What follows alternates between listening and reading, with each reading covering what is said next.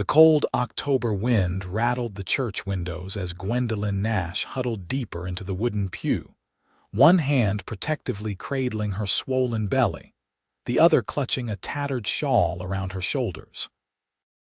Exhaustion had finally overtaken her fear, allowing her to drift into a fitful sleep, despite the hard wooden bench beneath her, and the chill that seeped through the walls of Parowan's only church in Utah Territory. 1873. Isaiah Young pulled his coat tighter around himself as he approached the church, noting with surprise the flicker of lantern light through the windows despite the late hour. The cattle drive had been grueling, and all he wanted was a quiet prayer of thanks for making it back alive before heading to his small ranch outside of town. When he pushed open the heavy wooden door, the sight before him stopped him in his tracks. A woman clearly with child lay curled on her side on a pew near the front, her breathing shallow, her face pale even in the dim light. Isaiah removed his hat immediately, running a hand through his dark hair as he debated what to do. He couldn't leave her here, not with the temperature dropping and a storm brewing on the horizon. "Madam," he called softly, approaching with careful, measured steps. "Madam, are you all right?" Gwendolyn startled awake, her green eyes widening in alarm as she scrambled to sit upright. "I'm sorry." "I'll leave. Please, I just needed somewhere to rest." Isaiah held up his hands in a placating gesture. "It's all right.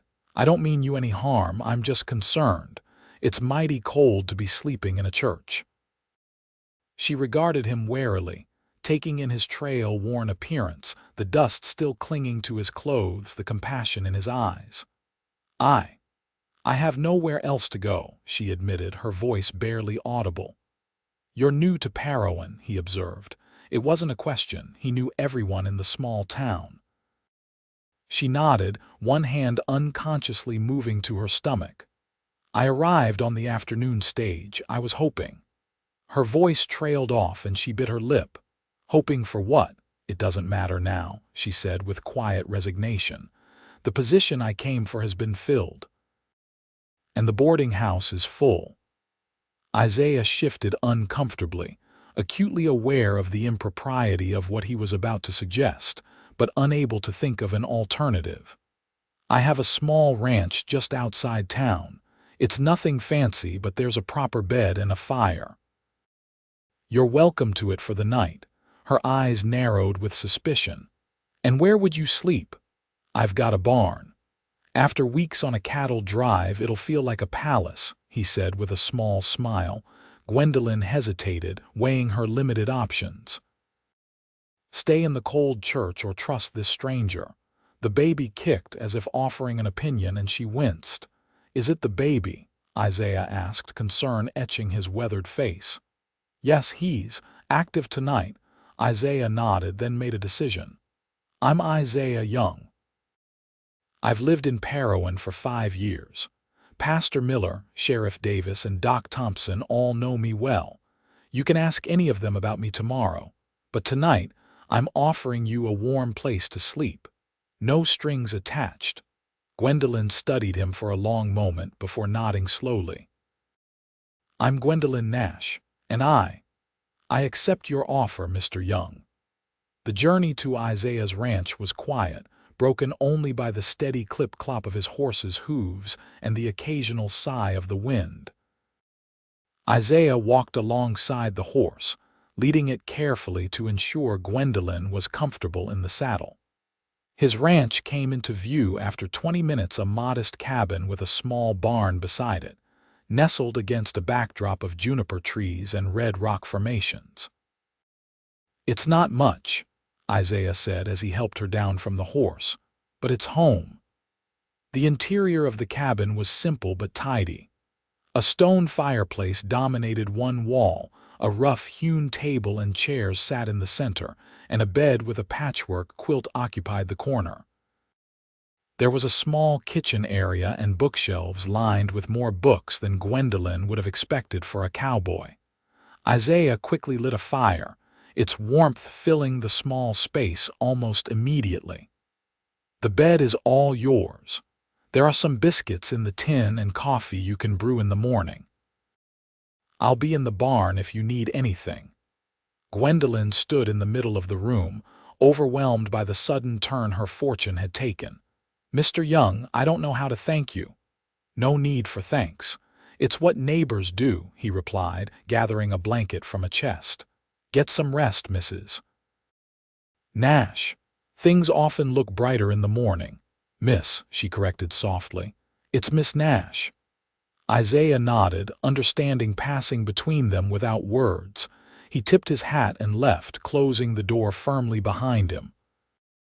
Alone in the cabin, Gwendolyn sank onto the bed, tears of relief and exhaustion finally breaking free. She hadn't known what she would do when she arrived in Parowan to find the teaching position already taken, the boarding house full, and her meager savings insufficient for the stagecoach fare back to Cedar City. The kindness of a stranger had been her only salvation. She placed her hands on her rounded belly. "We'll be all right," she whispered to her unborn child. "Somehow we'll be all right." In the barn, Isaiah made a passable bed from hay and his bedroll, his thoughts lingering on the woman in his cabin. He wondered about her story, what had brought her to Parowan, why she was alone, who had left her to face impending motherhood without support. But it wasn't his place to ask. In the morning, he'd help her find a proper place to stay in town. For now, he'd give her the privacy and rest she clearly needed. Dawn broke with a clarity that only came after a storm had passed. Gwendolyn awoke to the smell of coffee and the sound of someone moving quietly around the cabin. She opened her eyes to find Isaiah stoking the fire, a pot of coffee already brewing. "Good morning, Miss Nash," he said when he noticed she was awake. "Hope I didn't disturb you. Thought you might appreciate some coffee and breakfast before we head into town." Gwendolyn sat up, smoothing her rumpled dress and attempting to tame her tangle of auburn hair. "You've already shown me too much kindness, Mr. Young." "Isaiah, please," he said, pouring her a cup of coffee. "And it's no trouble.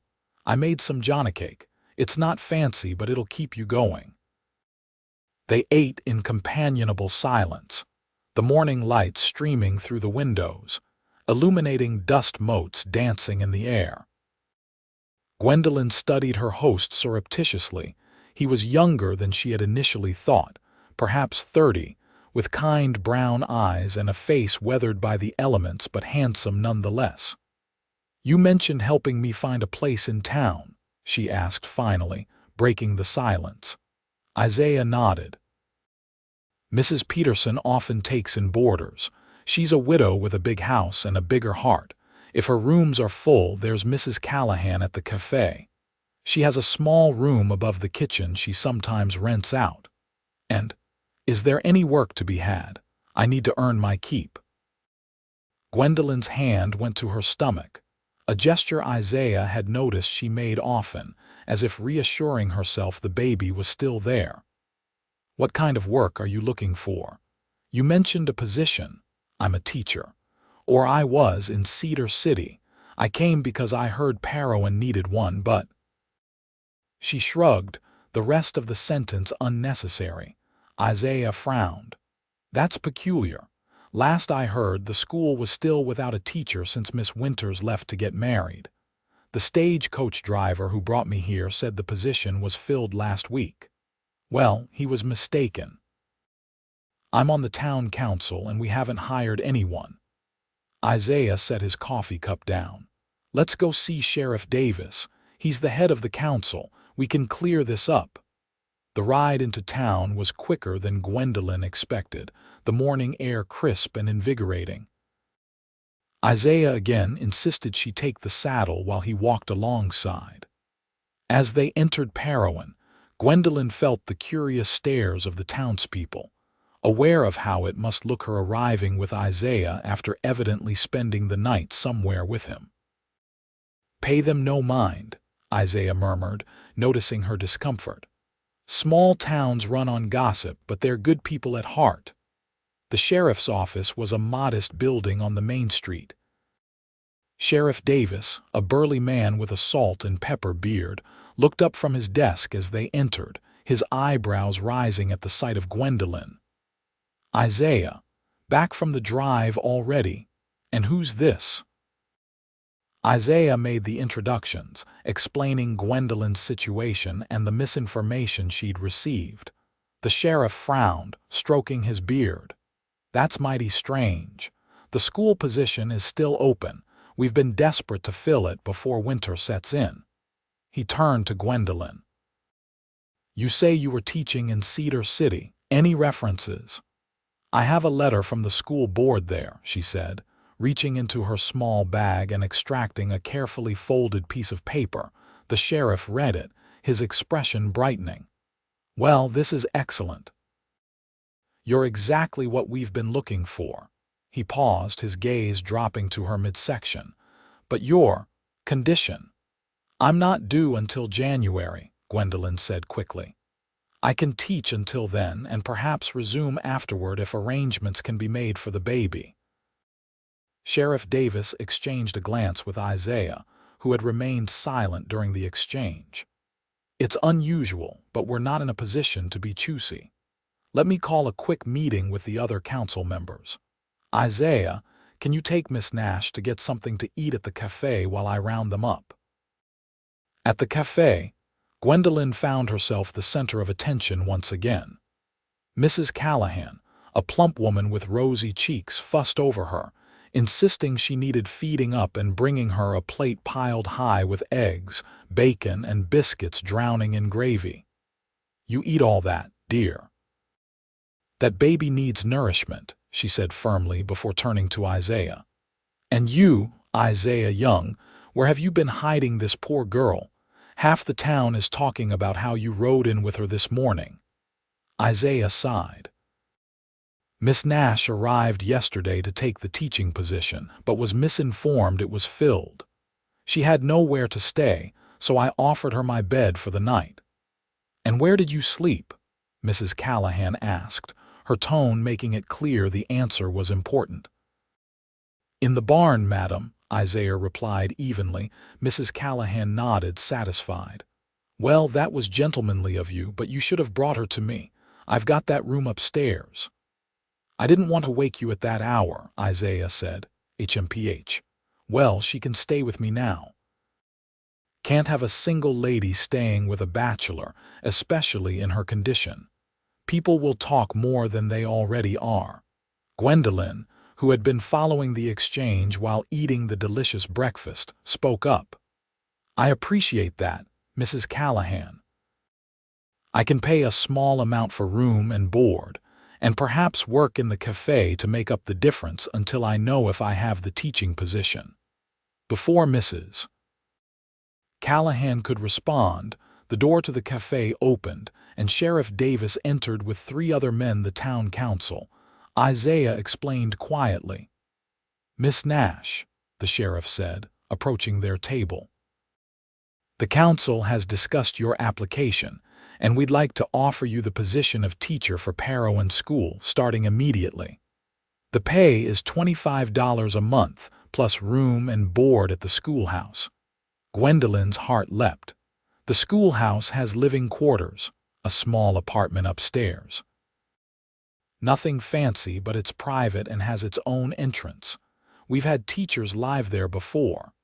And my condition, one of the other council members, a gray-haired man with spectacles, cleared his throat. "We understand you'll need time when the baby comes. We're prepared to allow for that with the expectation that you'll return to teaching afterward. During your confinement, we'll arrange for a substitute." Tears welled in Gwendolyn's eyes. "Thank you, I accept." The rest of the day passed in a blur. Isaiah helped Gwendolyn move into the small but comfortable apartment above the schoolhouse, carrying her single trunk up the stairs despite her protests that it was too much trouble. "It's no trouble," he insisted. "Besides, it's practically empty." It was true Gwendolyn had few possessions, having sold most of what she owned to buy the stagecoach ticket to Parowan. The apartment, though sparse, was more than she had hoped for. A bedroom, a small sitting area with a stove, and even a tiny washroom. The windows overlooked the town square, with the church visible in the distance. "It's perfect," she breathed, turning to Isaiah with a genuine smile, the first he had seen from her. He found himself momentarily speechless, struck by how the smile transformed her face, bringing color to her cheeks and a sparkle to her green eyes. "I'm glad," he finally managed. "You deserve a fresh start." As Isaiah turned to leave, promising to check on her the next day, Gwendolyn caught his arm. "Mr. Young Isaiah, I don't know how to thank you. Live well. Teach our children." "That's thanks enough," he replied, tipping his hat before descending the stairs, leaving Gwendolyn to settle into her new home. The following weeks brought a routine that Gwendolyn found both challenging and comforting. The school had 15 pupils ranging from 6 to 16 years of age, with varying levels of education.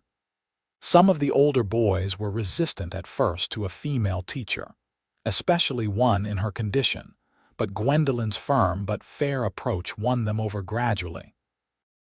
Isaiah made it a point to stop by every few days, always with some small offering fresh eggs from his chickens, a jar of honey from his neighbor's bees, a book he thought she might enjoy. His visits became a highlight of Gwendolyn's days, though she tried not to dwell on why that might be. As November turned to December, the town began preparations for Christmas. The school children were busy rehearsing a nativity play, and Gwendolyn found herself drawn more deeply into the community. Mrs. Callahan insisted she take Sunday dinner at the cafe, where she often found Isaiah also in attendance, and Mrs. Peterson invited her to join the ladies' quilting circle. Yet despite the warmth of the community, Gwendolyn kept a part of herself guarded. She deflected questions about her past, about the father of her child, about why she had left Cedar City.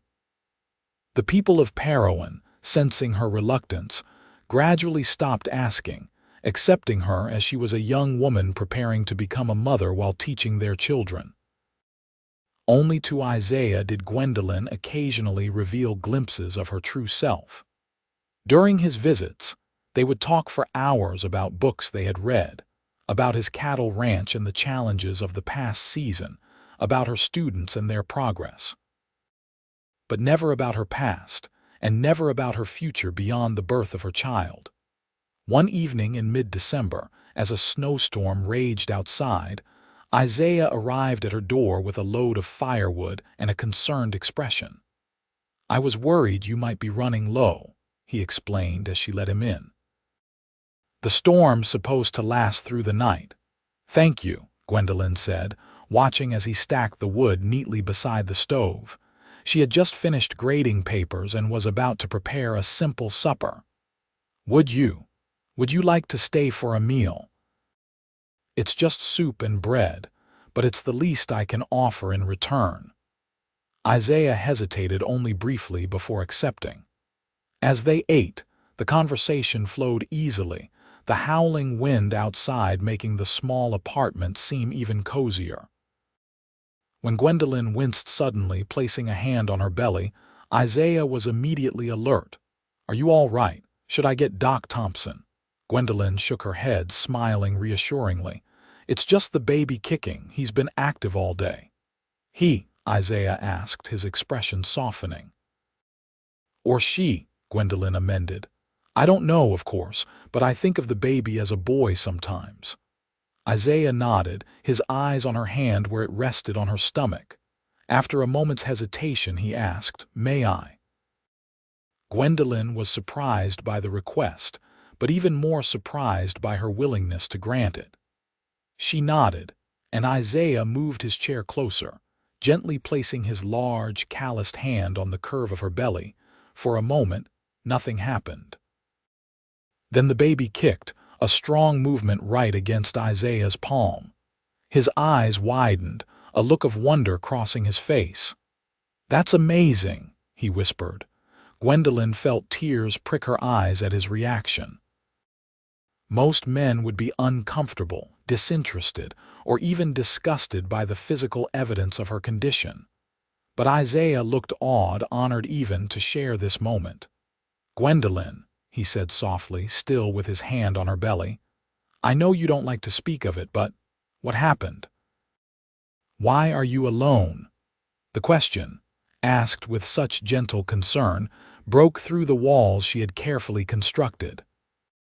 Before she could stop herself, the story poured out how she had fallen in love with the son of Cedar City's mayor, how he had promised marriage, how when she told him about the baby, he had denied responsibility, and his powerful family had ensured she lost her teaching position and her reputation in one fell swoop. "I had nowhere to go," she concluded, tears streaming down her face. "My parents are dead, I have no siblings. I sold everything I could and came here, hoping for a fresh start." Isaiah listened without interruption, his face growing increasingly grave. When she finished, he took her hand in his. "You are the bravest person I have ever met, Gwendolyn Nash." She shook her head, wiping away tears. "I was foolish, naive." "You were betrayed," Isaiah corrected firmly. "And now you're rebuilding your life, providing for your child, facing a town of strangers with your head held high. That's not foolish. That's courageous."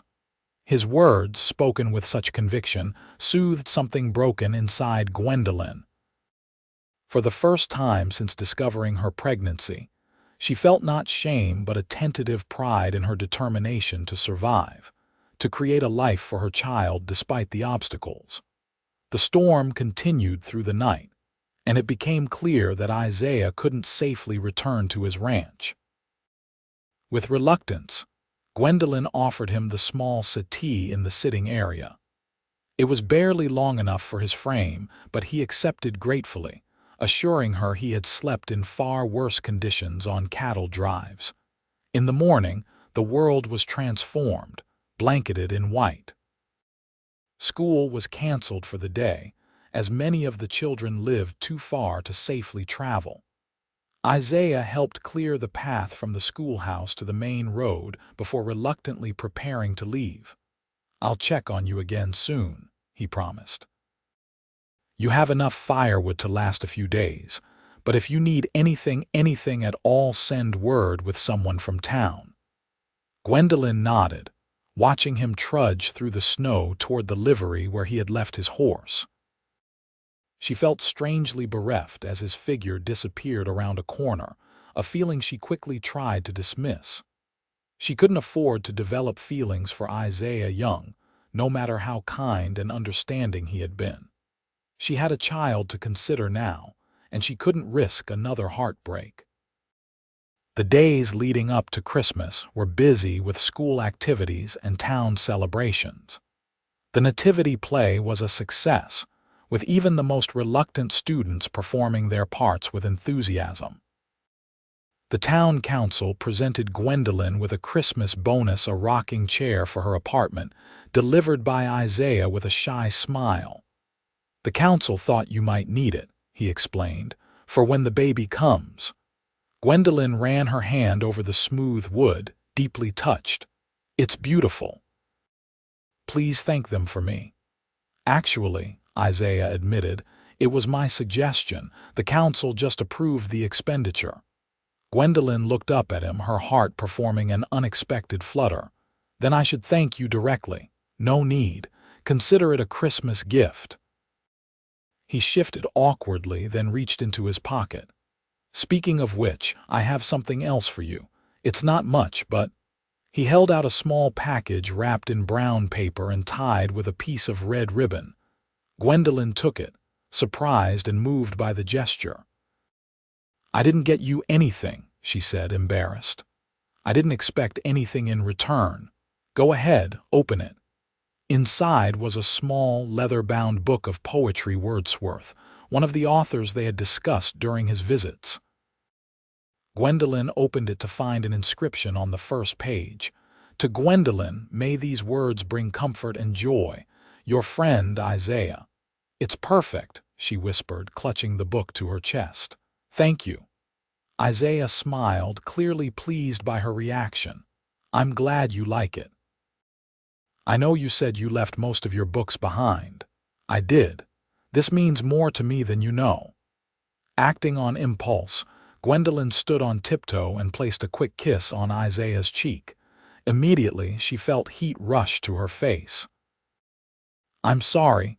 I shouldn't have. Don't apologize, Isaiah said softly, one hand touching the spot where her lips had been. It was the best Christmas gift I've received in years. The moment was broken by the sound of carolers outside, the school children coming to serenade their teacher. Isaiah stepped back, allowing Gwendolyn to go to the window and wave to her pupils.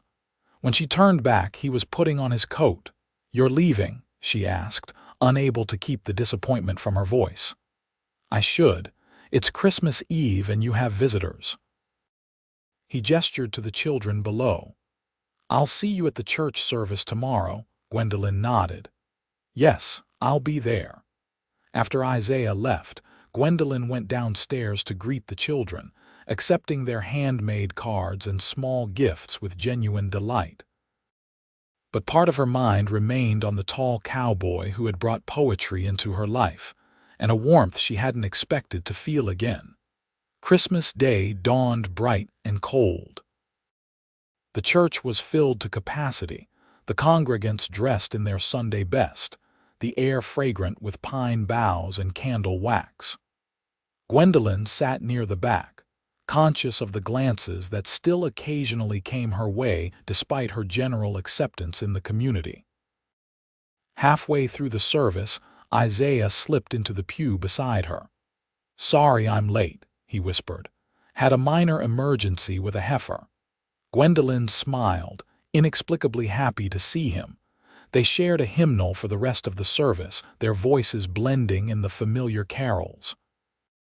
After the service, there was a community dinner in the church hall. Gwendolyn found herself seated between Mrs. Peterson and Isaiah, with the sheriff and his wife across the table. The conversation was lively, the food abundant, and for the first time in months, Gwendolyn felt truly part of something, a community that was beginning to feel like home. As January approached, Gwendolyn's anticipation and anxiety grew in equal measure.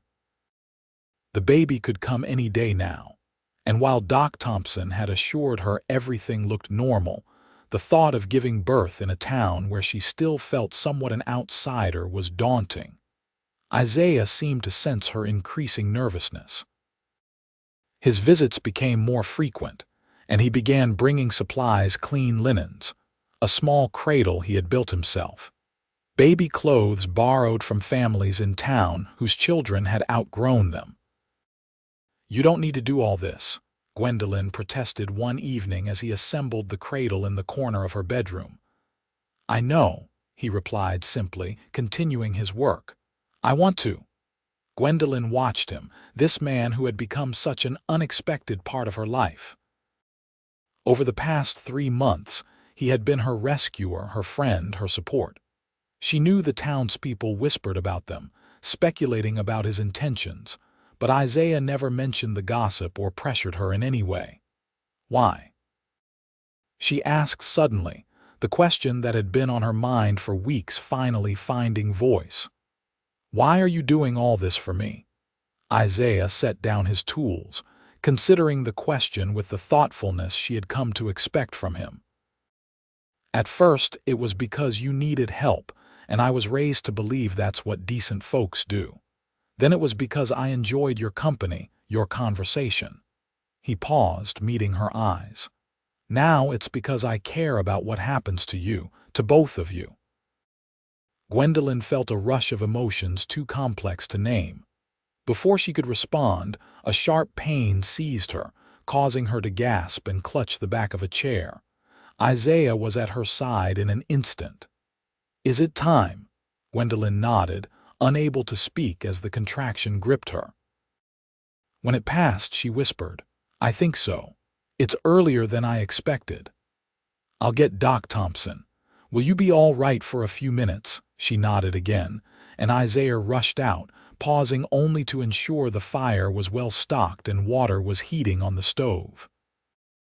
The next hours were a blur of pain, fear, and determination for Gwendolyn. Doc Thompson arrived quickly, as did Mrs. Peterson, who had experience as a midwife. Isaiah was relegated to the sitting room, where he paced anxiously, wincing at each cry from the bedroom. Just after midnight, a new cry filled the apartment, the lusty wail of a newborn taking its first breath. Isaiah froze, his heart pounding as he waited for news. Finally, Mrs. Peterson emerged, her face tired but smiling. "It's a boy," she announced. "A healthy boy. Miss Nash is doing well too." Isaiah let out a breath he hadn't realized he was holding. Can I see them?" Mrs. Peterson hesitated, aware of propriety, but something in Isaiah's expression softened her resolve. "Just for a moment," she conceded. "She's very tired." Gwendolyn was propped up in bed, her hair damp with sweat, her face pale but radiant as she cradled a small bundle wrapped in a soft blanket. She looked up as Isaiah entered, a smile spreading across her exhausted features. "Isaiah," she whispered, "meet my son." Isaiah approached the bed cautiously, overwhelmed by the scene before him. The baby was tiny, red-faced, with a shock of dark hair and fists curled tightly as if ready to take on the world. "He's perfect," Isaiah said, his voice thick with emotion. "Just like his mother." Gwendolyn's eyes filled with tears. "Would you like to hold him?" Before Isaiah could answer, Mrs. Peterson intervened. "That's enough for now. Miss Nash needs rest, and so does the little one. You can visit again tomorrow, Mr. Young." Isaiah nodded, reluctantly backing toward the door. "What will you name him?" he asked Gwendolyn. She looked down at her son, then back at Isaiah. "Thomas, after my father." "Thomas Nash," Isaiah said, testing the name. "It's a fine name." In the days that followed, Gwendolyn marveled at the support of the Parowan community. Women from town took turns bringing meals and helping with the baby, allowing her to recover her strength. Doc Thompson checked on her regularly, and the town council sent word that her position would be held for as long as she needed. But it was Isaiah's steady presence that meant the most. He visited daily, often staying for hours, helping with whatever needed to be done, chopping wood, fixing a leaky window, simply holding Thomas so Gwendolyn could rest. One afternoon, about 2 weeks after Thomas's birth, Isaiah arrived to find Gwendolyn sitting in the rocking chair he had given her, tears streaming down her face as Thomas wailed inconsolably. "What's wrong?" he asked, alarmed. "He won't stop crying," Gwendolyn sobbed, clearly at the end of her endurance. "I've fed him, changed him, walked him. Nothing works. I'm a terrible mother." "You're not," Isaiah said firmly, holding out his arms. "Let me try." Too exhausted to argue, Gwendolyn handed over her son.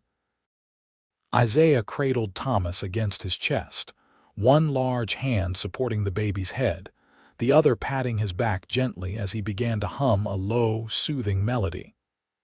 To Gwendolyn's amazement, Thomas's cries gradually subsided, replaced by hiccuping breaths, then silence as he fell asleep.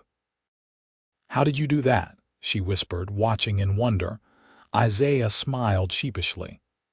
"My sister had twins a few years back. I stayed with her for a month after they were born to help out, learned a few tricks.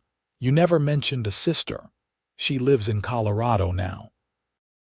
"We write, but I haven't seen her in a while." He continued to rock Thomas gently. "You should rest while he's sleeping. You look exhausted." Gwendolyn nodded, too tired to protest. She moved to the small settee, intending to just close her eyes for a moment. The next thing she knew, it was dusk and Isaiah had lit the lamps. Thomas was still sleeping peacefully, now in his cradle. "I'm sorry," she said, sitting up quickly. "I didn't mean to sleep so long." "You needed it," Isaiah replied, stirring something on the stove that smelled delicious. I made some stew. Nothing fancy, but it's hot." As they ate together, Thomas still miraculously asleep, Gwendolyn found herself studying Isaiah. In the soft lamplight, his features seemed both stronger and gentler, the line of his jaw, the kindness in his eyes, the way his hands, rough from ranch work, handled delicate tasks with surprising grace.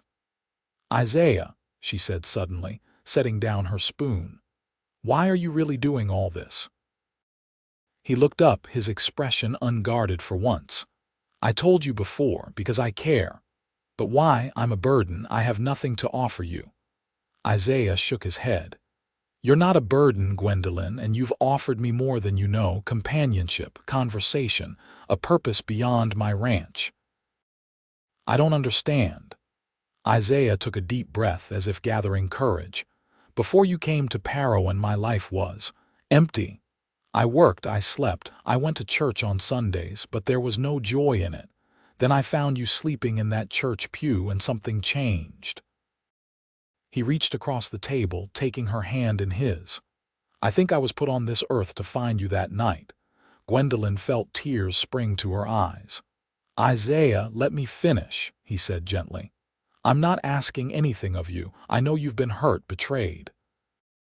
I know your focus right now is on Thomas, as it should be. But I want you to know that I'm here not out of obligation or pity, but because there's nowhere else I'd rather be than with you and that little boy." The sincerity in his voice, the warmth in his eyes, broke through the last of Gwendolyn's defenses.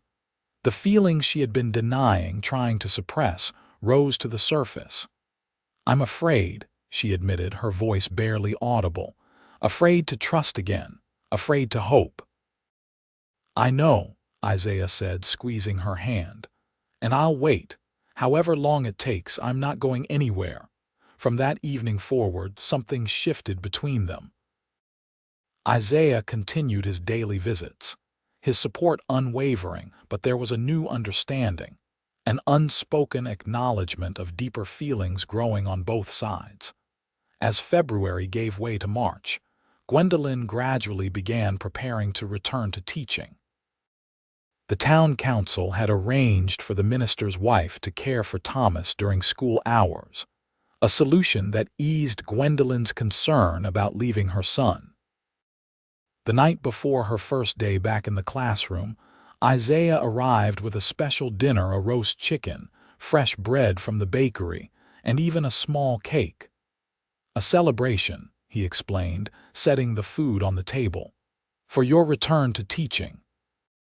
"You didn't have to go to all this trouble," Gwendolyn said, though she was clearly touched by the gesture. "It's no trouble. Besides, I wanted to ask you something and thought a nice dinner might help my cause." Curious, Gwendolyn raised an eyebrow. "Oh, what did you want to ask?" Isaiah suddenly looked nervous, running a hand through his hair, a gesture she had come to recognize as a sign of his anxiety. "I was thinking. That is, I was wondering if you might consider coming to the Founders' Day dance with me next week." The question was so unexpected, so ordinary after all they had been through together, that Gwendolyn couldn't help but laugh. "A dance? That's what has you so nervous?" Isaiah's face reddened.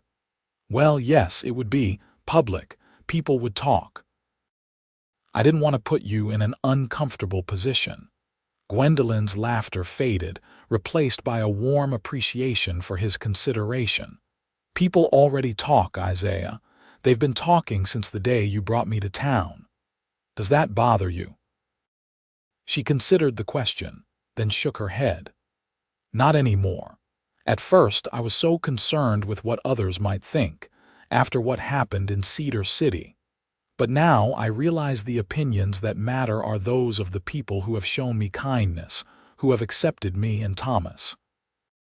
And my opinion, yours most of all," Gwendolyn said softly. Isaiah's face lit up with a hope so bright it was almost painful to witness. "Then you'll come to the dance with me." "I'd be honored," she replied, and meant it. The Founders' Day dance was the social event of the season in Parowan. The town hall was decorated with bunting and spring flowers, and nearly everyone in town attended, dressed in their finest clothes. Gwendolyn wore her one good dress, carefully altered to fit her post-pregnancy figure, with a ribbon in her hair that matched the blue of her eyes. Isaiah arrived at her door looking uncommonly handsome in a clean shirt, a string tie, and boots polished to a shine. He stopped short when he saw her, an expression of awe crossing his face. "You're beautiful," he said simply. Gwendolyn blushed, unused to such direct compliments. "Thank you. You look very handsome yourself." Mrs. Peterson had volunteered to watch Thomas for the evening, insisting that Gwendolyn deserved a night of enjoyment. Even so, Gwendolyn found it hard to leave her son, checking and rechecking that Mrs. Peterson had everything she might need. "He'll be fine," Isaiah assured her as they finally left. "Mrs. Peterson raised 6 children of her own. She knows what she's doing." "I know," Gwendolyn sighed. "It's just the first time I've left him for more than a few minutes." "We don't have to go," Isaiah offered. "We could stay here, have a quiet evening instead." His willingness to forego the dance he had been so eager about touched Gwendolyn deeply. "No, I want to go. I need to start living a normal life again, for Thomas's sake as well as my own." At the dance, Gwendolyn was pleasantly surprised by the warm welcome she received. Her students rushed to greet her. The parents expressed their delight at her return to teaching, and even the more conservative members of the community offered friendly nods. When the music started, Isaiah led her to the dance floor. "I should warn you," he said with a rueful smile, "I'm not much of a dancer." "Neither am I," Gwendolyn admitted. "We can be awkward together," but they weren't awkward. Despite his self-deprecating warning, Isaiah proved to be a competent dancer, guiding Gwendolyn confidently through the steps. They moved well together, as if they had been dancing as partners for years, rather than for the first time. As the evening progressed, Gwendolyn felt a happiness she hadn't experienced in a very long time, perhaps ever. The warmth of Isaiah's hand at her waist, the admiration in his eyes when he looked at her, the easy conversation between dances, all of it felt right in a way nothing had before. During a break in the dancing, Isaiah brought her a cup of punch, then suggested they step outside for some fresh air. The spring night was cool but pleasant, stars scattered across the sky like diamonds on velvet. "Are you enjoying yourself?" Isaiah asked as they strolled along the quiet street. "Very much," Gwendolyn replied honestly. "More than I expected to." "Good. You deserve some happiness, Gwendolyn." She stopped walking, turning to face him. "So do you, Isaiah. And I want you to know how much I appreciate everything you've done for Thomas and me. You've been our guardian angel." Isaiah's expression grew serious. "I don't want your gratitude, Gwendolyn." "What do you want?" she asked, though she thought she knew the answer. Instead of replying with words, Isaiah cupped her face gently in his hands and lowered his lips to hers. The kiss was tender, questioning, giving her every opportunity to pull away. But Gwendolyn didn't want to pull away. She leaned into the kiss, her hands coming to rest on his chest, feeling the strong, steady beat of his heart. When they finally parted, both slightly breathless, Isaiah rested his forehead against hers. "That's what I want," he whispered. A future together." "Isaiah," Gwendolyn began, her voice trembling slightly, "I have a child. Another man's child. Thomas is part of you, and I already love him as if he were my own," Isaiah said firmly. "I don't care about the past, Gwendolyn. I care about now, about tomorrow. All the tomorrows we could have together." Tears filled Gwendolyn's eyes, but they were tears of joy, not sorrow. "I never thought I would find someone like you. I never dared hope for it." "Is that a yes?" Isaiah asked, his own voice thick with emotion. "Yes to what?" "You haven't asked me anything," Gwendolyn teased, though her heart was pounding with anticipation. Isaiah laughed, then to her astonishment, dropped to one knee right there on the moonlit street. "Gwendolyn Nash, will you do me the honor of becoming my wife? Will you allow me to be a father to Thomas, to build a life with you both?" "Yes," Gwendolyn whispered, then louder, "Yes, with all my heart." Isaiah stood, lifting her off her feet in a joyful embrace, spinning her around once before setting her gently back on the ground and kissing her again, more deeply this time, a promise of the life they would share. The wedding took place in May, when the desert was blooming with wildflowers. It was a simple ceremony in the same church where Isaiah had found Gwendolyn sleeping that October night. Thomas, now 4 months old, was present in the arms of Mrs. Peterson, cooing happily as if he understood the significance of the day. Gwendolyn wore a new dress of pale blue, with wildflowers in her hair. Isaiah, standing tall and proud at the altar, looked at her with such love that several of the town's ladies dabbed at their eyes even before the ceremony began. "I never thought I'd find a family," Isaiah said in his vows, his voice steady despite the emotion clear in his eyes. "But the moment I saw you in that church pew, something told me my life was about to change forever. You and Thomas are the greatest gifts I could ever receive. I promise to cherish you both, to protect you, to be the husband and father you deserve for all the days of my life." Gwendolyn, tears streaming freely down her face, responded, "You offered me shelter when I had nowhere to go. You offered me friendship when I needed it most. You offered your heart when I was afraid to trust again. Today, I offer you mine in return completely, unreservedly, forever. I promise to be the wife you deserve, to build a home filled with love and laughter, to walk beside you through whatever life brings our way." There wasn't a dry eye in the church when they were pronounced husband and wife. As they walked back down the aisle, Thomas reached out for Mrs. Peterson's arms, and Isaiah naturally took him, holding him securely as they exited the church into the bright spring sunshine. A family united at last. The town threw them a reception at the hotel, a celebration that lasted well into the evening. When they finally left, it was to return not to the schoolhouse apartment but to Isaiah's ranch, which he had been steadily improving over the past months, adding rooms, fixing up the kitchen, even planting a small garden that Gwendolyn could tend.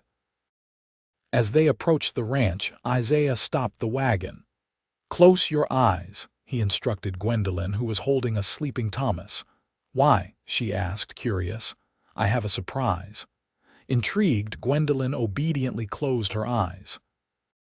She heard Isaiah jump down from the wagon, felt it shift as he secured the horses, then felt his arms as he helped her down, guiding her forward a few steps. "All right, open them." Gwendolyn opened her eyes to see the ranch house transformed. Lanterns hung from the porch, casting a warm, welcoming glow. The door had been painted a cheerful red, and window boxes filled with flowers adorned each window. But what brought tears to her eyes was the sign hanging beside the door. "Young Family Ranch ESD, 1874. "Isaiah," she breathed, "it's perfect."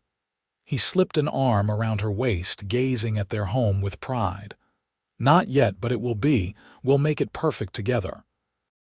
That night, after Thomas was settled in his new nursery, Isaiah and Gwendolyn stood on the porch, looking out at the star-filled sky. "Are you happy?" Isaiah asked, drawing her close.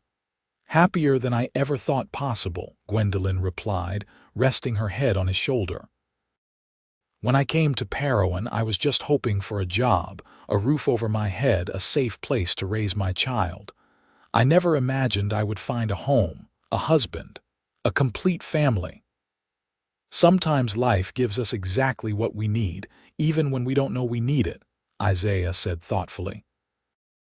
"When I found you sleeping in that church pew, I thought I was just helping someone in need. I had no idea I was finding my own salvation. Gwendolyn turned in his arms, reaching up to touch his face. "You saved us both. You gave Thomas a father, gave me back my belief in love. I don't know how I'll ever repay you." "Love me," Isaiah said simply. "Love me and raise our son and any other children we might be blessed with to be kind and strong. That's all the repayment I could ever ask for." "I can do that," Gwendolyn whispered, rising on her toes to kiss her husband as the stars shone down on their new beginning. 5 years later, the young family ranch was thriving. Isaiah's cattle business had expanded, and Gwendolyn continued to teach at the Parowan school, having arranged her schedule to be home with their children in the afternoons.